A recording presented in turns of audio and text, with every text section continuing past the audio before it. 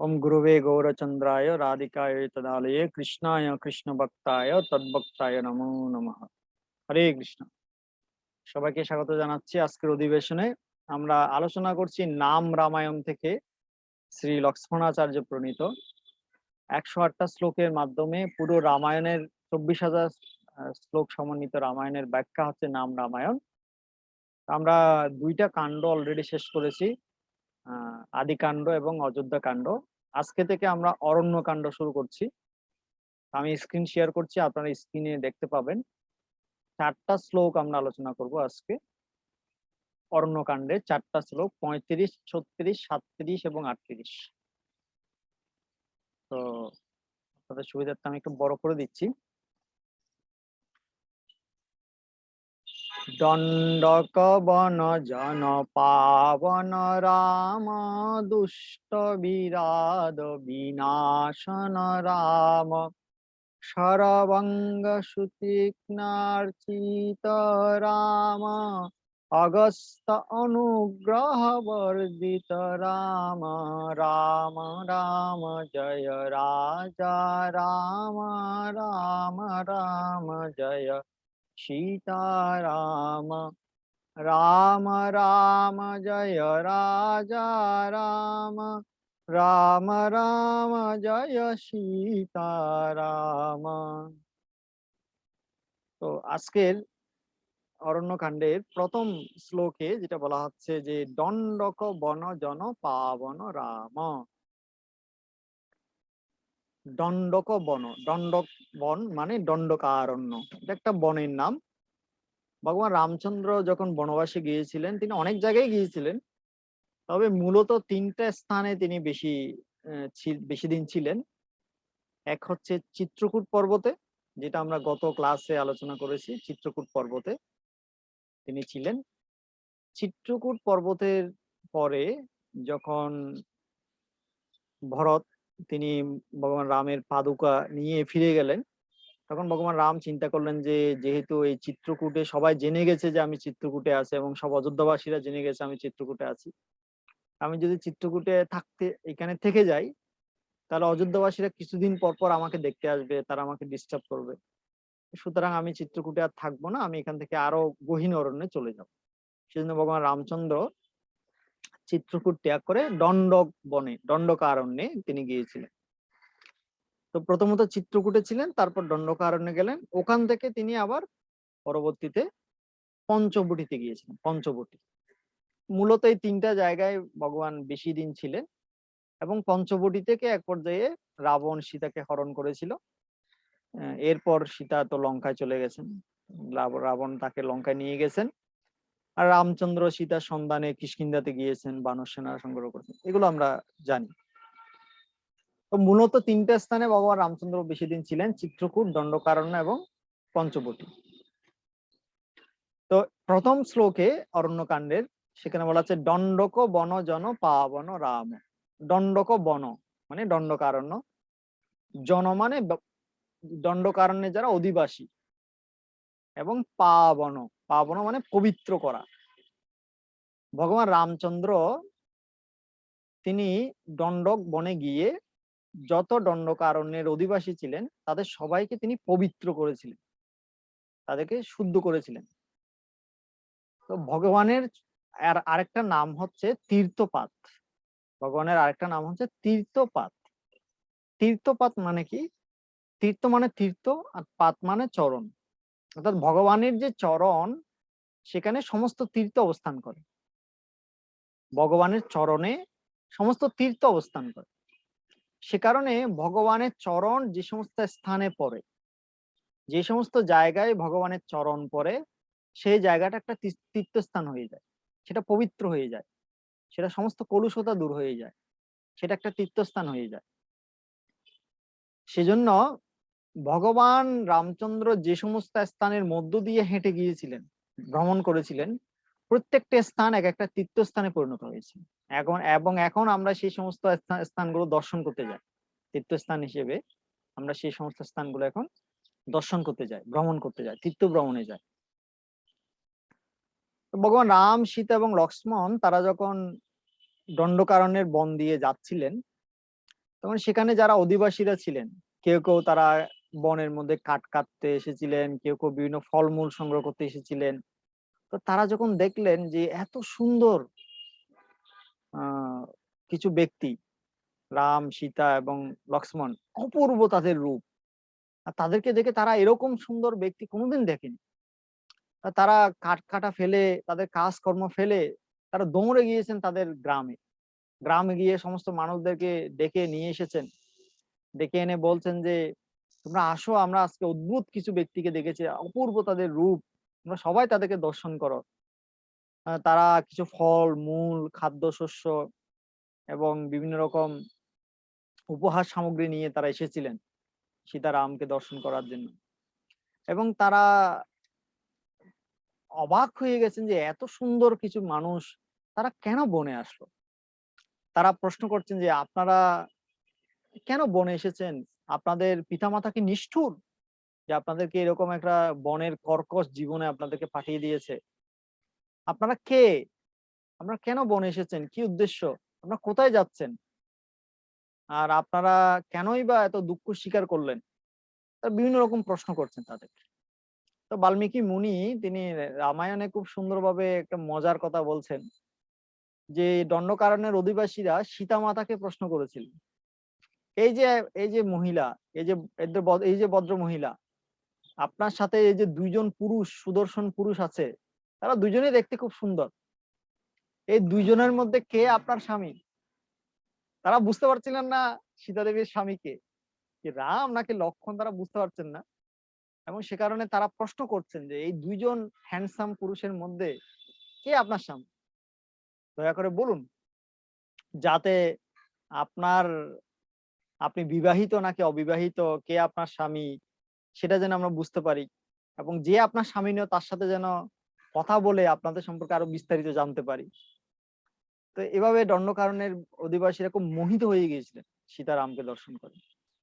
এবং তারা বিভিন্ন রকম প্রশ্ন করছিলেন এবং তারা বলেছিলেন যে আপনারা এখানেই থেকে যান, দণ্ডকারণ্যে থেকে যান, আমরা সব আপনাদেরকে ব্যবস্থা করে দেব, সব খাওয়া দাওয়া, আপনাদের বাসস্থান সবকিছু আমরা ব্যবস্থা করে দেবো, আপনারা আপনাদের আর গহীন অরণ্যে যাওয়ার দরকার নেই, এখানে থেকে যান। কিন্তু সীতারাম লক্ষ্মণ তারা বলেছিলেন না, আমরা এখানে থাকতে পারবো না, আমরা আমাদের পিতার কথার প্রতি প্রতিজ্ঞা করেছি যে আমাদেরকে, আমরা কোনো একটা নির্দিষ্ট স্থানে থাকবো না, আমরা ভ্রমণ করতে থাকবো। এভাবে ভগবান রামচন্দ্র তিনি কন্টিনিউ ভ্রমণ করছিলেন এবং ভ্রমণ করতে করতে যে যে স্থানে তিনি যাচ্ছিলেন সে স্থানের অধিবাসীরা তাদেরকে দর্শন করছিলেন এবং তারা পবিত্র হয়ে যাচ্ছিল। যারাই ভগবানকে দর্শন করে তারাই পবিত্র হয়ে যায়, কারণ ভগবানকে দর্শন করা হচ্ছে জীবনের অন্তিম সফলতা। জন্ম সফলতার কৃষ্ণ দর্শন যার ভাগ্যে হইয়াছে একবার, তার জীবনই হচ্ছে সফল যে ভগবানকে দর্শন করতে পেরেছে একবার হলেও। তো দণ্ডকারণ্যে অনেক মুনি ঋষিরা ছিলেন যারা লক্ষ লক্ষ বছর ধরে তারা সাধনা করছিলেন ভগবানকে দর্শন করার জন্য, এবং ভগবান রামচন্দ্র তাদের কাছে উপস্থিত হয়ে তাদের যে সাধনা সেটাকে তিনি পূর্ণতা দিয়েছিলেন, সেটাকে তিনি সিদ্ধি দিয়েছিলেন, এবং তাদেরকে দর্শন দানের দ্বারা তাদের মনে এই যে ক্ষুদ্র যে জড় বাসনা ছিল সেটাকেও তিনি বিনষ্ট করে দিয়েছিলেন। তো বলা হচ্ছে যে ভগবান রামচন্দ্র মূলত তিনটা কারণে এই জগতে আবির্ভূত হয়েছিলেন। তিনটা কারণে ভগবান রামচন্দ্র আবির্ভূত হয়েছিলেন। একটাকে বলা হচ্ছে এফেকশন, একটা হচ্ছে এফেকশন স্নেহ প্রদর্শন করা, দুই হচ্ছে কারেকশন, কারেকশন মানে কিছু সংশোধন করার জন্য, এবং তিন হচ্ছে প্রোটেকশন, প্রোটেকশন মানে সুরক্ষা প্রদানের জন্য। এই তিনটা কারণে ভগবান রামচন্দ্র এই জগতে আবির্ভূত হয়েছিলেন। এফেকশন, কারেকশন, প্রোটেকশন, সবগুলো শন, লাস্টে শন। তো তিনি বলছেন যে এফেকশন মানে কি? এফেকশন মানে ভগবান রাম তার ভক্তদেরকে খুব ভালোবাসেন, তার ভক্তদের প্রতি তার যে স্নেহ সেটা প্রদর্শন করার জন্য তিনি আবির্ভূত হয়েছিলেন। তো লক্ষ্মী দেবী একবার ভগবান নারায়ণকে বললেন, হে প্রভু, আমি আর আপনি বৈকুণ্ঠে আছি, কিন্তু আমি এমন কোন সময় পাচ্ছি না যে আপনার সাথে একান্তে আমি সময় কাটাবো। আপনি আমার স্বামী, আমি আপনার স্ত্রী, আমাদের কিছু প্রাইভেট টাইম কাটানো দরকার। কিন্তু আপনি যে এখানে আছেন, এখানে কতক্ষণ ইন্দ্র আসে, কতক্ষণ ব্রহ্মা আসে, কতক্ষণ শিব আসে, কতক্ষণ আপনার ভক্তরা আসে। আমরা এমন কোনো সময়, আমি পার্সোনাল কোনো সময় পাচ্ছি না। আমি সবসময় বিজি কিছু না কিছু নিয়ে, মিটিং, মিছিল, এই সেই এগুলোতে ব্যস্ত। তা আপনি আমি আপনার স্ত্রী হিসেবে আমাকে কিছু প্রাইভেট টাইম আপনার দেওয়া উচিত। এটা তো আপনি এখানে সম্ভব হচ্ছে না। তা আপনি কিছু একটা ব্যবস্থা করুন। তো ভগবান নারায়ণ বললেন, ঠিক আছে, আমি রামচন্দ্র রূপে আবির্ভূত হব। তখন তুমি আর আমি 14 বছর এক্সক্লুসিভলি 14 বছর বিশেষভাবে বনের মধ্যে সময় কাটাবো। তখন সেটা হবে আমাদের প্রাইভেট টাইম।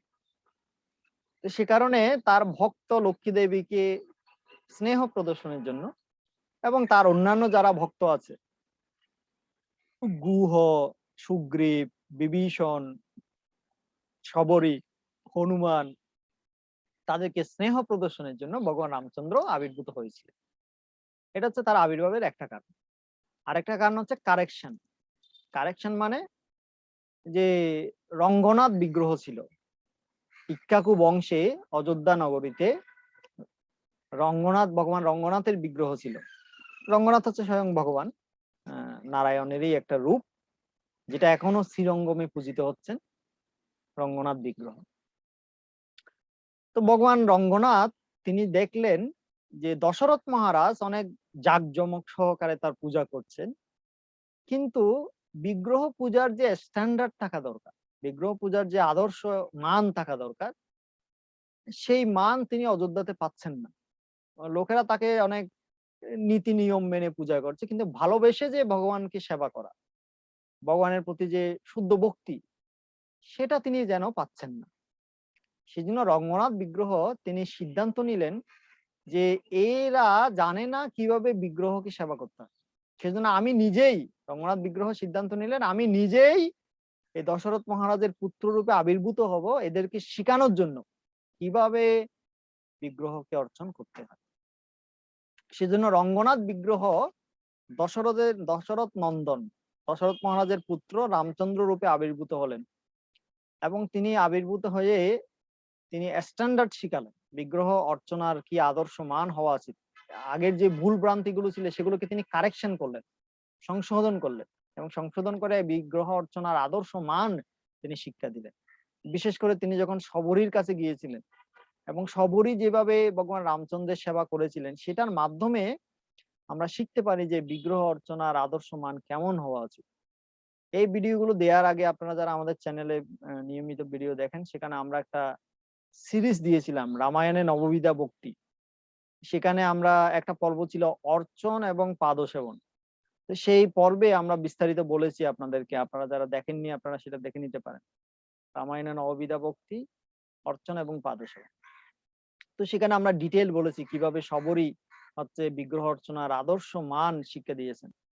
এভাবে ভগবান রামচন্দ্র রঙ্গনাথ বিগ্রহ তিনি রামচন্দ্র রূপে আবির্ভূত হয়ে কারেকশন করেছেন যে যেগুলো ভুল ভ্রান্তি ছিল। এটা হচ্ছে তার আবির্ভাবের আরেকটা কারণ। এবং তৃতীয় কারণ হচ্ছে তার আবির্ভাবের, সেটা হচ্ছে প্রোটেকশন। প্রোটেকশন মানে সুরক্ষা দেয়া, তার ভক্তদেরকে সুরক্ষা দেওয়ার জন্য ভগবান রামচন্দ্র আবির্ভূত হয়েছিলেন। তিনি গীতাতেও এটা বলেছেন, পরিত্রাণায় সাধনাম বিনাশায় চ দুষ্কৃতাম ধর্ম সংস্থাপনার্থায় সম্ভবামি যুগে যুগে। সাধুদেরকে পরিত্রাণ করার জন্য, দুষ্কৃতিকারীদেরকে বিনাশ করার জন্য এবং ধর্মকে সংস্থাপন করার জন্য আমি এই জগতে যুগে যুগে অবতীর্ণ হই। ভগবান রামচন্দ্র আবির্ভূত হয়েছিলেন মূলত দেবতাদের প্রার্থনায়। রাবণের যে উপদ্রব, রাবণ যে ত্রিলোকে যে অন্যায় অত্যাচার সন্ত্রাস বিস্তার করেছিল, সেটাকে অবসান ঘটানোর জন্য তিনি যখন ভগবান রাম, সীতা এবং লক্ষ্মণ তারা যখন গিয়েছিলেন দণ্ডকারণ্যে, মুনি ঋষিরা তাদেরকে অভ্যর্থনা করেছিলেন এবং তারা অত্যন্ত আনন্দিত হয়েছিলেন। তাদের তাদের জন্ম জন্মান্তরের যে সাধনা, সেটা সফল হয়েছিল ভগবান রামচন্দ্রকে দর্শন করার ফলে, এবং তাদের মনে যে যেগুলো জড় বাসনা ছিল সেগুলো দূর হয়ে গিয়েছিল। তাদেরকে পবিত্র করেছিলেন। দণ্ডক জনবন পাবন রাম, ভগবান রামচন্দ্র তাদেরকে পবিত্র করেছিলেন দর্শন দানের দ্বারা। এবং এক পর্যায়ে ভগবান রামচন্দ্র যখন মুনিরা তাকে বসতে দিলেন, ভগবান যখন বসলেন, তিনি হঠাৎ করে দৃষ্টি গেল একটা স্তূপের প্রতি। ভগবান রামচন্দ্র দেখলেন একটা স্তূপ, হাড়ের স্তূপ, হাড়ের স্তূপ, সব হাড়, মৃত মানুষের হাড়, স্তূপ, স্তূপাকার পর্বতের মতো। তো ভগবান মুনি ঋষিদেরকে জিজ্ঞেস করলেন, এটা এই হাড়ের স্তূপটা এখানে কেন এসেছে? আপনারা সব মুনি ঋষি, আপনারা তো মাছ মাংস খান না, এখানে এই হাড্ডির স্তূপ করতে আসলো। তখন মুনি ঋষিরা ভগবানকে বললেন, হে প্রভু, আমরা তো মুনি ঋষি, আমরা কারোর সাথে শত্রুতা করি না, আমরা কাউকে আমরা নির্যাতন করি না, অত্যাচার করি না, আমরা সবকিছু সহ্য করি। তো এই যে দণ্ডকারণ্যে আমরা বাস করছি, এই দণ্ডকারণ্যে অনেক রাক্ষস আছে, ভয়ঙ্কর রাক্ষস। তারা হচ্ছে রাবণের অনুচর। এই রাক্ষসেরা মাঝে মাঝে আমাদেরকে আক্রমণ করে, আর আক্রমণ করে যত মুনি ঋষিদেরকে তারা পায় ধরে ধরে খেয়ে নেয়, সবাইকে খেয়ে ফেলে, আর খেয়ে হাড্ডিগুলো রেখে দেয়, মাংসগুলো খেয়ে হাড্ডিগুলো রেখে দেয়। আর এরকম এত বেশি মুনি ঋষিকে তারা খেয়েছে, হাড্ডির স্তূপ হয়ে গেছে, হাড়ের স্তূপ হয়ে গেছে। তো সেই কারণে এই যে যে হাড়ের স্তূপটা আপনি দেখছেন, এগুলো হচ্ছে মৃত মুনি ঋষিদের হাড়ের স্তূপ। ভগবান রাম অত্যন্ত কষ্ট পেলেন সেটা শুনে। তিনি অত্যন্ত কষ্ট পেলেন যে এরকম নির্যাতন করছে মুনি ঋষিদেরকে, যাদের কোনো পাপ নেই, যারা কোনো খারাপ কাজ করে না, এত সহনশীল, তাদেরকে রাক্ষসেরা এত উৎপাত করছে। তখন ভগবান রাম প্রতিজ্ঞা গ্রহণ করলেন যে আমি প্রতিজ্ঞা করছি, তোমাদেরকে আমি এই রাক্ষসদের হাত থেকে আমি রক্ষা করব, রাক্ষসদেরকে আমি নির্বংশ করে ছাড়ব। এইভাবে ভগবান রামচন্দ্র এসেছিলেন প্রোটেকশন দেওয়ার জন্য তাদেরকে, মুনি ঋষিদেরকে, সাধুদেরকে, যাতে তারা রাক্ষসদের উৎপাত থেকে, অত্যাচার থেকে সুরক্ষিত থাকে। এটা হচ্ছে তার আবির্ভাবের আরেকটা কারণ। তো এফেকশন, কারেকশন এবং প্রোটেকশন, এই তিনটা ছিল তার আবির্ভাবের মূল কারণ। সেই জন্য এখানে বলা হয়েছে দণ্ডক বনজন পাবন রাম। ভগবান রামচন্দ্র যখন দণ্ডকারণ্যে গিয়েছিলেন, তিনি দণ্ডকারণ্যের অধিবাসীদেরকে পবিত্র করেছিলেন। তারপর এখানে বলা হচ্ছে দুষ্ট বিরাট বিনাশন রাম। বিরাট হচ্ছে একজন রাক্ষস, আরেকজন রাক্ষস, ভয়ঙ্কর রাক্ষস। তো বিরাটের যে রূপের বর্ণনা দেওয়া আছে, এটা খুবই বীভৎস রূপ। তার তার চেহারা ছিল বিকৃত, তার চোখগুলো ছিল রক্তাক্ত, উত্তপ্ত সূর্যের মতো লাল। তার গলায় ছিল বিভিন্ন পশু পাখি যেগুলোকে হত্যা করেছিল সেগুলোর মুন্ডমালা, সেগুলো যে কাটা মস্তকের মালা। তার সারা শরীরে বিভিন্ন রক্ত মাংস এগুলো লেগে আছে, বীভৎস, তার বিশাল আকৃতি, তার অত্যন্ত ভয়ানক দেখতে। সীতা, রাম, লক্ষ্মণ যখন দণ্ডকারণ্যে হেঁটে যাচ্ছিলেন, হঠাৎ এই বিরাট কোত্থেকে আবির্ভূত হয়ে এসে সে সীতাকে ধরে, সে সীতার রূপের প্রতি আকৃষ্ট হয়েছিল এবং সীতাকে ধরে অপহরণ করেছিল। সে বলেছিল আমি তোমাকে আমি বিয়ে করব, সীতাকে সে বিয়ে করবে, এরকম সে হরণ করে নিয়েছিল সীতাকে। তখন লক্ষ্মণ এবং রামচন্দ্র তাদের এই বিরাটের সাথে যুদ্ধ শুরু করলেন। তারা বিরাটকে তীর মারছিলেন, তীর নিয়ে তীর মারছিলেন। অনেকক্ষণ যুদ্ধ করার পরে লক্ষ্মণ এবং রামচন্দ্র বুঝতে পারলেন যে এই বিরাট যতই তাকে তীর মারেন না কেন, এর কিছুই হচ্ছে না, তার কোনো সে প্রভাবিতই হচ্ছে না তীরের দ্বারা। তখন এক পর্যায়ে এমন অবস্থা হলো যে সীতা দেবী বিরাটকে বললেন, ঠিক আছে তুমি আমাকে বিয়ে করো, কোনো অসুবিধা নেই, আমি রাজি আছি, কিন্তু এই রাম এবং লক্ষ্মণ এরকম নিষ্কলুষ এবং খুবই পবিত্র ব্যক্তি, এরা খুব অসহায়, এদেরকে ছেড়ে দাও, তুমি আমাকে নিয়ে যাও, কোনো অসুবিধা নেই, কিন্তু রাম লক্ষ্মণকে ছেড়ে দাও, ওরা খুব অসহায়, ওরা তোমার সাথে পারবে না, ওদেরকে ছেড়ে দাও। তখন রাম এবং লক্ষ্মণ সেটা শুনে তারা হাসতে লাগলেন, একে অপরের দিকে তাকিয়ে হাসতে লাগলেন। রাম বললেন যে দেখো লক্ষ্মণ, সীতা দেবী এখন কিন্তু সত্যি সত্যি ভয় পেয়ে গেছে, সীতা দেবী মনে করছে আমরা বিরাটের সাথে পারবো না, আর চলো এই ছেলে খেলা না করে আমাদের আসল শক্তি আমরা দেখাই। তখন রাম এবং লক্ষ্মণ তীর মেরে এমন স্পেশাল কিছু তীর মারলেন, যেটার ফলে বিরাটের দুইটা হাত কেটে ফেললেন, তারা দুইটা হাত কেটে ফেললেন, কেটে আলাদা করে দিলেন, এবং আরো অনেক তীর মারলেন, এবং বিরাট এক পর্যায়ে সীতা দেবীকে ছেড়ে দিতে বাধ্য হলো। তো যদিও বিরাট সারা দেহে আহত হয়েছিল, কিন্তু সে মরছে না, সে কোনোভাবেই মরছে না। কোনো একটা অলৌকিক শক্তি যেন তাকে বাঁচিয়ে রেখেছে, কিছু একটা ব্যাপার যেন তার মধ্যে আছে, যেটার কারণে সে মরছে না। তখন ভগবান রাম বুঝতে পারলেন একে এভাবে কাজ হবে, একে মারা সম্ভব। তখন ভগবান রাম লক্ষ্মণকে বললেন, লক্ষ্মণ তুমি একটা গর্ত করো, তুমি একটা বড় সাইজের গর্ত করো, আর বিরাটকে আমরা সেই গর্তের মধ্যে চেপে জীবন্ত জীবন্ত কবর দিয়ে দেব, জীবন্ত মাটি চাপা দিয়ে দেব। তখন লক্ষণ বিশাল একটা সাইজের গর্ত করলেন, আর রাম এবং লক্ষণ বিরাটকে ধরে বন্দি করে সেই গর্তের মধ্যে নিক্ষেপ করলেন, তারপর জীবন্ত মাটি চাপা দিয়ে দিলেন। তো মাটি চাপা দেওয়ার পরে বিরাটের মৃত্যু হলো। আর মৃত্যু হওয়ার পরে সেই বিরাটের দেহ থেকে একটা দিব্য পুরুষ আবির্ভূত হলো, দিব্য তুম্বুরু, তার নাম ছিল তুম্বুরু, একটা গন্ধর্ব।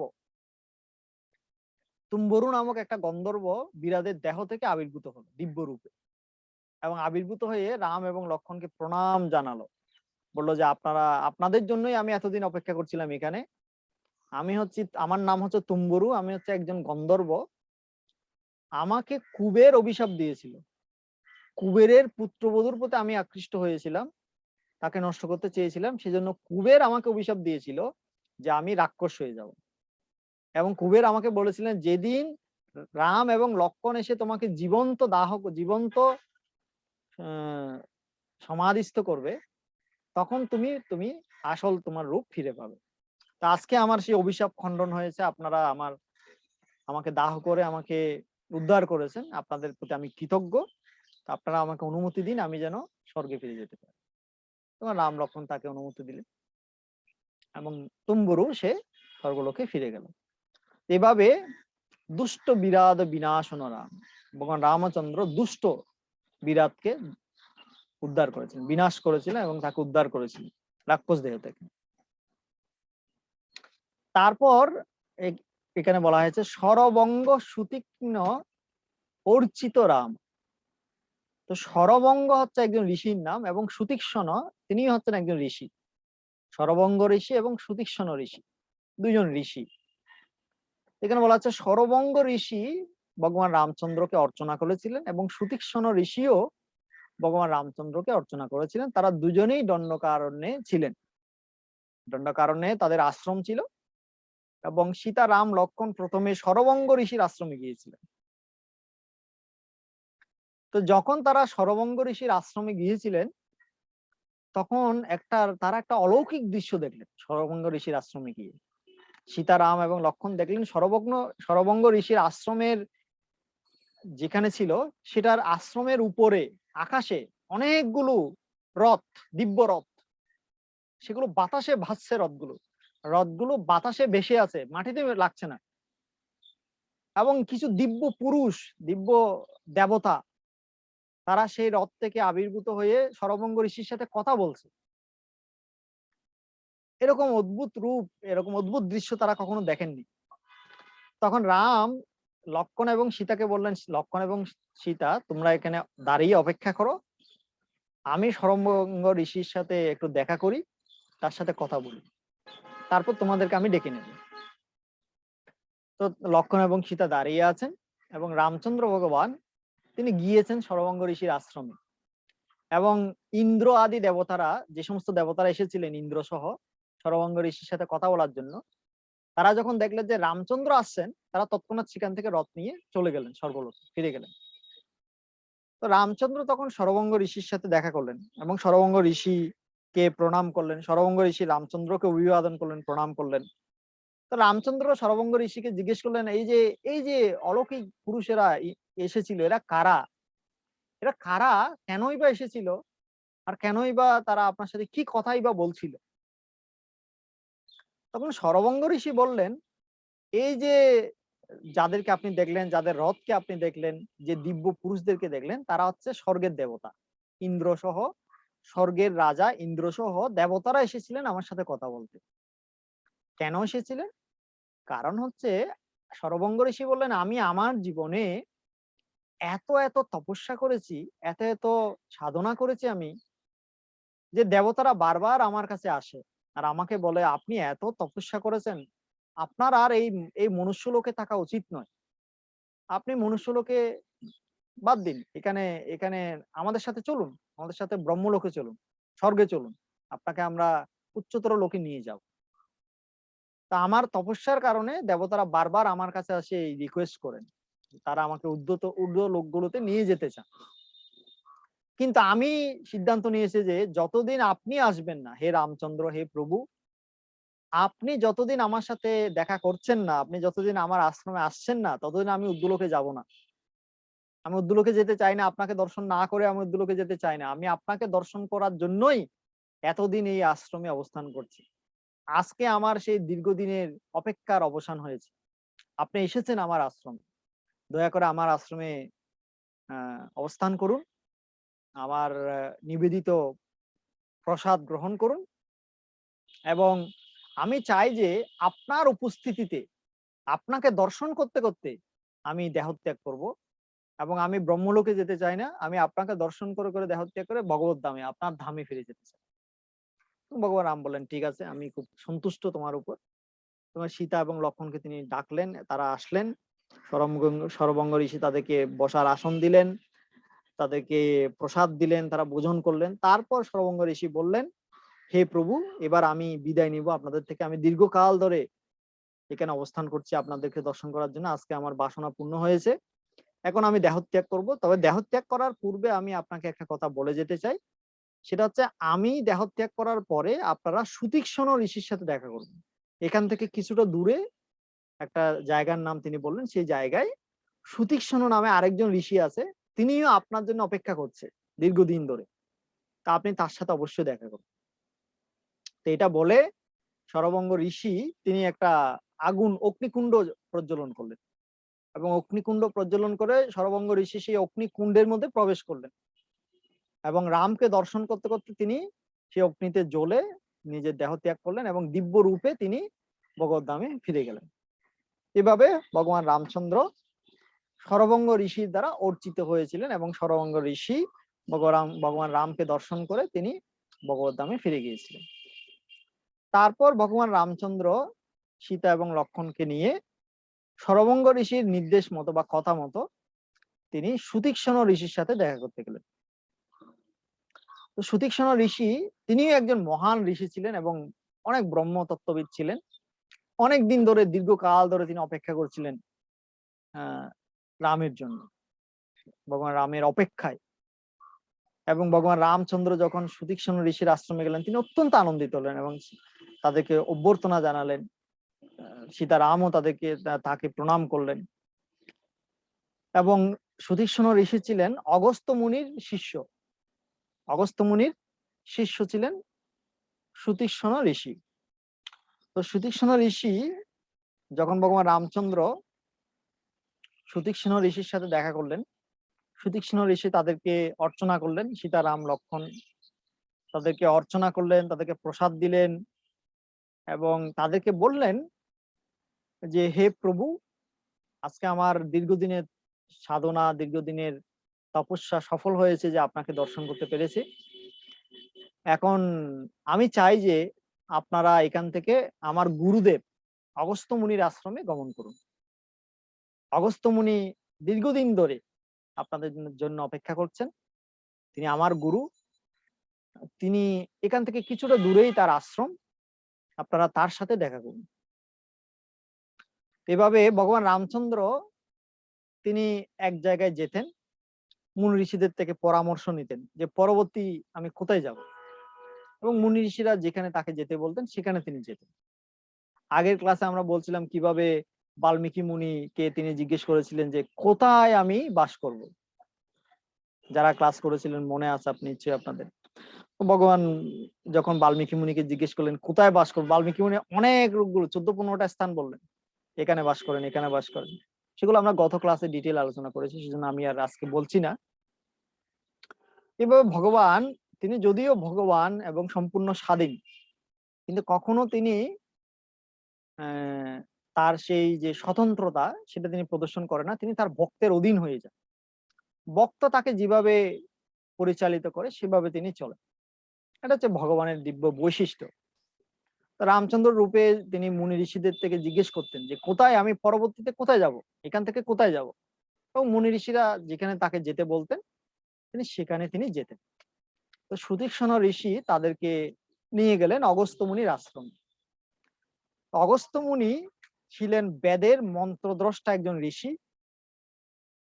তিনি ছিলেন অনেক পাওয়ারফুল ঋষি, অনেক শক্তিশালী ঋষি। তো শাস্ত্রে বলা হয়েছে অগস্ত্য কলসে জাত, একটা কলস থেকে অগস্ত্য মুনির জন্ম হয়েছিল, সেজন্য তার আরেকটা নাম হচ্ছে কুম্ভ ঋষি। এভাবে অগস্ত্য মুনিকে দর্শন করলেন ভগবান রামচন্দ্র, অগস্ত্য মুনিকে প্রণাম করলেন, অগস্ত্য মুনিও তাদেরকে সম্ভাষণ জানালেন। তো অগস্ত্য মুনির অনেকগুলো নাম আছে। তিনি কুম্ভ থেকে জন্মগ্রহণ করেছিলেন, সেজন্য নাম তার নাম হচ্ছে কলসী সুত, কুম্ভ সম্ভব, ঘটোদ্ভব, কুম্ভজনী। মিত্র বরুণের পুত্র বলে তার নাম ছিল মৈত্রা বরুণী। সমুদ্রকে তিনি পান করে ফেলেছিলেন, পুরো সাগরকে তিনি পান করে ফেলেছিলেন চুমুক দিয়ে, সেজন্য তার নাম হয়েছিল পিতাব্দী।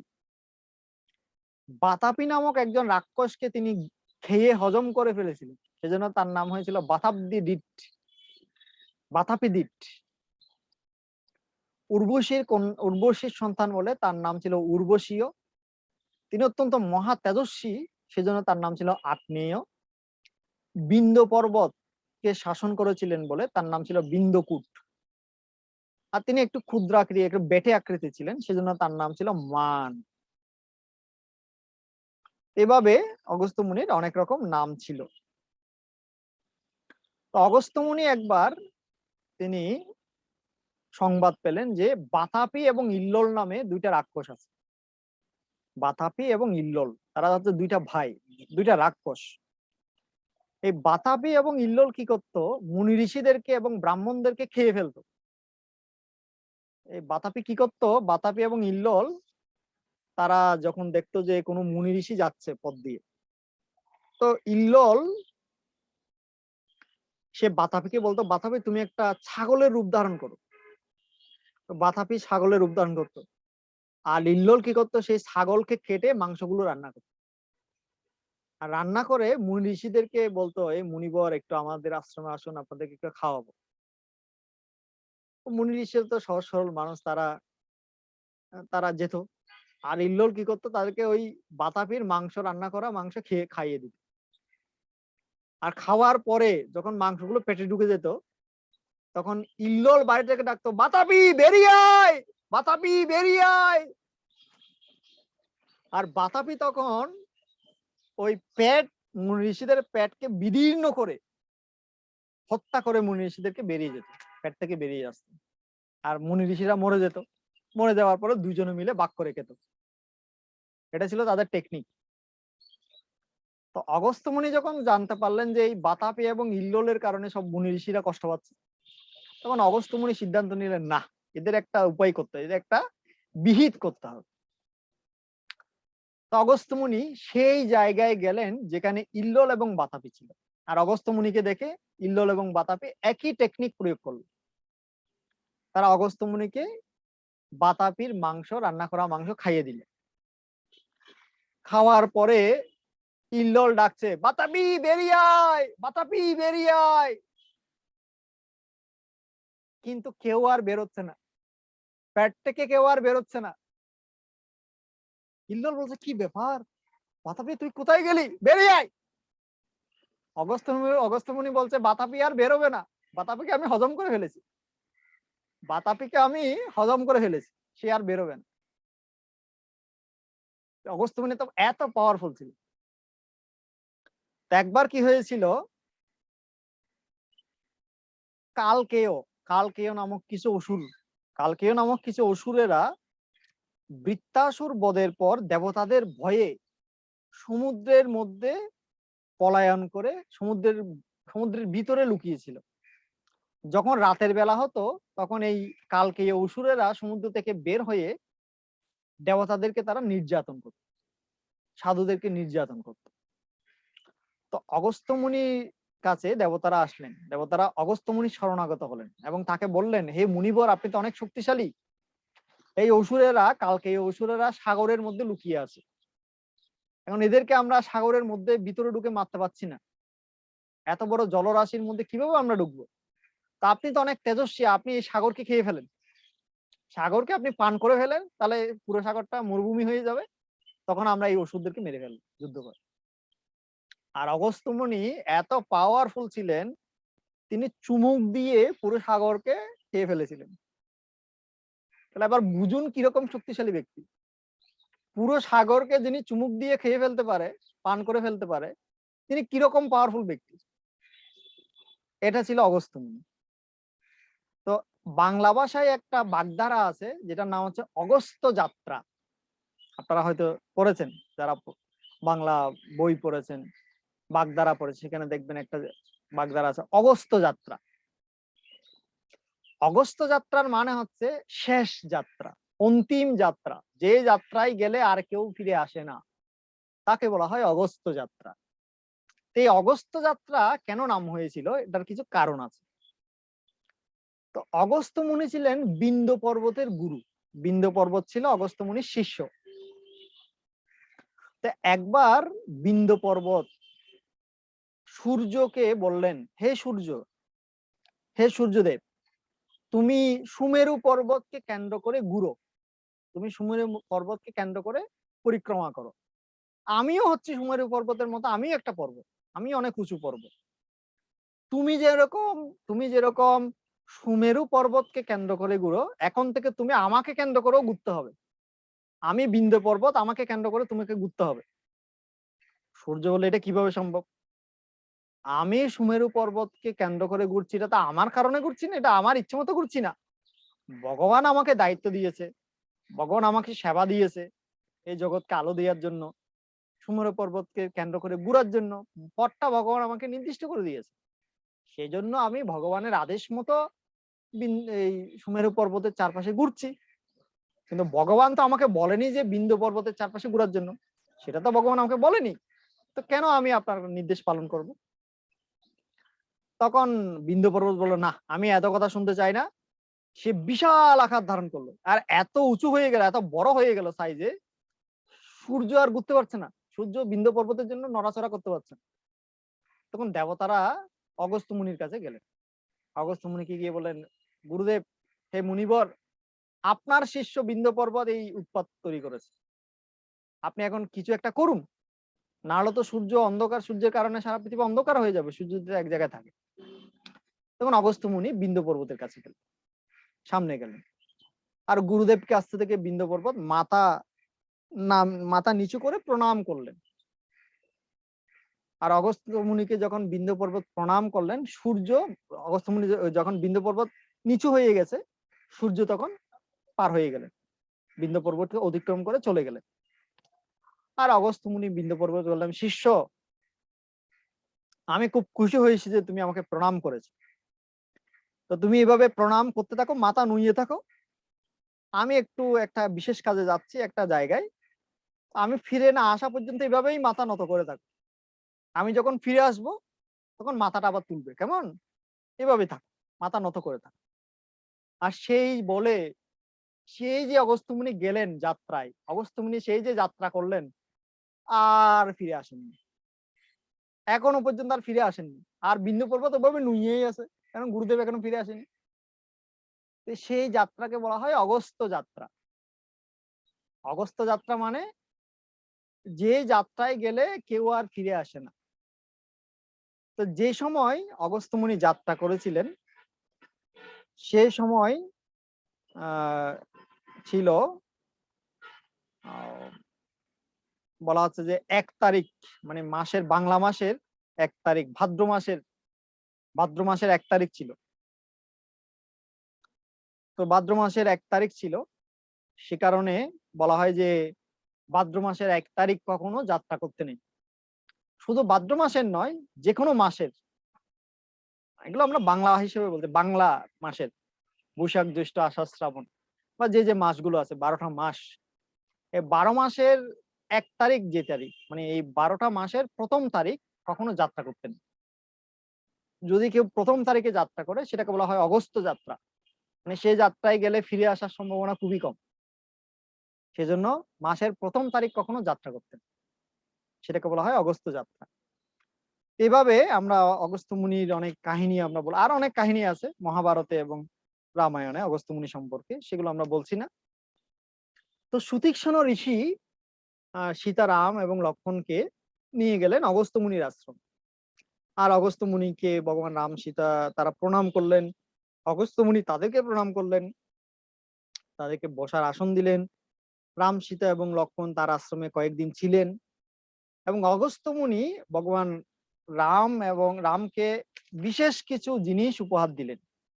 তিনি রামকে একটা বৈষ্ণব ধনু উপহার দিলেন, একটা অক্ষয় তুনীর উপহার দিলেন, যে তুনীরে কখনো তীর শেষ হবে না, এবং আরো অনেক মহান মহান কিছু বিশেষ কিছু স্পেশাল কিছু অস্ত্র তিনি রামকে দিলেন, যেগুলো ভবিষ্যতে রাবণকে নিধন করার জন্য ভগবান রামের লাগবে।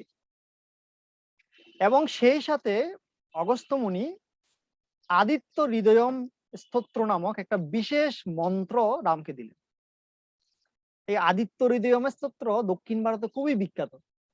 এখনো পর্যন্ত দক্ষিণ ভারতে প্রত্যেকটা ঘরে ঘরে মানুষেরা এই আদিত্য হৃদয়ম স্তোত্র প্রতিদিন পাঠ করে, এটা তাদের দৈনিক প্রার্থনার একটা অংশ। এই আদিত্য হৃদয়ম স্তোত্র মূলত সূর্যদেবের প্রতি প্রার্থনা। তো অগস্ত্য মুনি রামকে এই আদিত্য হৃদয়ম মন্ত্র দিয়েছিলেন এবং তাকে বলেছিলেন, হে রাম, আপনি যখন রাবণের সাথে যুদ্ধ করবেন তখন যদি আপনার শক্তি কমে যায়, আপনি যদি দুর্বল অনুভব করেন, আপনি এই আদিত্য হৃদয়ম স্তোত্র জপ করবেন, তাহলে আপনি শক্তি পাবেন, বল পাবেন। তো রাম এবং রামের সাথে যখন রাবণের যুদ্ধ হচ্ছিল এবং রাবণের ভগবান রামচন্দ্র তীর মেরে মেরে রাবণের মাথা কেটে দিচ্ছিল, কিন্তু যতই মাথা কাটছেন আবার মাথা গজিয়ে যাচ্ছে, আবার মাথা গজিয়ে, আবার কাটে, আবার গজায়, আবার কাজে, আবার আবার গজায়। এভাবে বারবার মাথা কাটা আর গজানোর পরে এক পর্যায়ে রামচন্দ্র দেখলেন যে না, রাবণকে তো মারা যাচ্ছে না, এ তো দেখি অনেক শক্তিশালী, একে আমি বারবার কাটছি, বারবার সে আবার মাথা গজিয়ে যাচ্ছে। এইভাবে অনেকবার চেষ্টা করার পরে এক পর্যায়ে রাম একটু দুর্বল হয়ে পড়ে। তখন অগস্ত্য মুনি রামের সামনে আবির্ভূত হন এবং আবির্ভূত হয়ে রামকে বলেন, হে প্রভু, আপনি এই আদিত্য হৃদয়ম মন্ত্র জপ করুন, যেটা আমি আপনাকে দিয়েছিলাম। এবং ভগবান রামচন্দ্র তিনি জাস্ট লীলার জন্য এটা করেছেন, তার তার এইসব মন্ত্রতন্ত্র জপের দরকার নেই, এগুলো তার প্রয়োজন নেই। জাস্ট তিনি একজন তার নরলীলা তিনি যে করছেন, সে কারণে তিনি একজন মুনির কথাকে সম্মান দিলেন। তিনি তার কথা মতো আদিত্য হৃদয়ম মন্ত্র জপ করলেন এবং এর ফলে তিনি অনেক শক্তি পেলেন এবং তিনি আবার রাবণের সাথে যুদ্ধ করলেন এবং রাবণকে তিনি বধ করলেন। এই আদিত্য হৃদয়ম মন্ত্র অগস্ত্য মুনি ভগবান রামকে দিয়েছিলেন। এভাবে অগস্ত্য অনুগ্রহ বর্ধিত রাম, ভগবান রামচন্দ্র অগস্ত্য মুনির অনুগ্রহ বর্ধন করেছিলেন, সেজন্য এখানে এটা বলা হয়েছে। তো আজকে আমরা 4টা শ্লোক আলোচনা করলাম। দণ্ডক বনজন পাবন রাম, দুষ্ট বিরাদ বিনাশন রাম, সরবঙ্গ সুতীক্ষ্ণ অর্চিত রাম, অগস্ত্য অনুগ্রহ বর্ধিত রাম। হরে কৃষ্ণ। আমাদের আজকের ক্লাস এখানে সমাপ্ত। যারা ইউটিউবে ভিডিওটা এতক্ষণ দেখলেন তাদেরকে আমি ধন্যবাদ জানাচ্ছি ধৈর্য সহকারে শ্রবণ করার জন্য। সবাই ভালো থাকুন, সুস্থ থাকুন এবং কৃষ্ণ ভাবনায় থাকুন। হরে কৃষ্ণ। শিল প্রভুপাদ কি জয়।